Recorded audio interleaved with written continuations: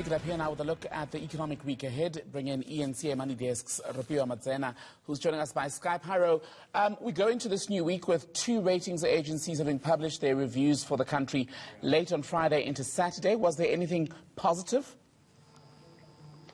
Well, Thembekile, there is an acknowledgement of the government's efforts in terms of initiating the vaccine rollout and as well as doing it as quickly as it can in line with other emerging markets.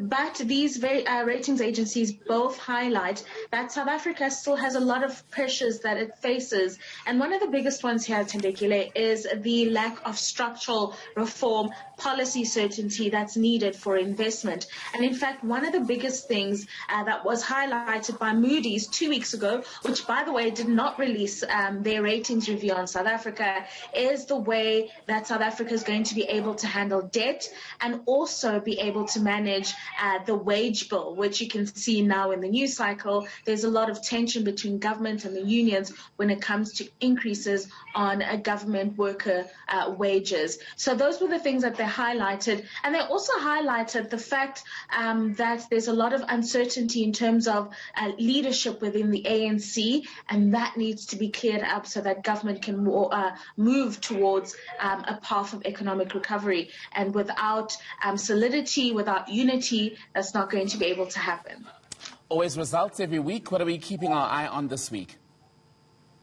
There's a host of results. We've got Barloworld, we've got eNCA, but the two that I wanted to focus with you this evening are eNCA and Mr. Price. So eNCA having shown an improvement in the amount of people that are coming into their hospitals, and this is after that hard lockdown was lifted. So we did see that in the December-January period, there was a little bit of a decline, because there were only people that were allowed with COVID and not elective treatments that were needed.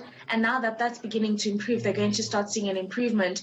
And then, excuse me, and then if we move on to Mr. Price, we're going to see that they're going to be seeing an improvement. So while their full year results will be down, and that's because people weren't allowed to shop because of the lockdown in 2020, we are going to be seeing an improvement in the shopping habits of people. And we must remember that Mr. Price goes to the middle and lower income earners. So they are still able to buy, those who haven't been retrenched, those who haven't had their salaries cut, and the like. Some news about the rand this week. It remained under 14 rand to the dollar. What does it mean for you and I? So really, really exciting times for the local unit, falling below 14 rand against the US dollar. And that really just talks to the inflation outlook of the country and of the consumer. So what this basically says is that the cost of buying things is likely to be lower, for example, because bringing things into the country is going to be a little bit more cheaper.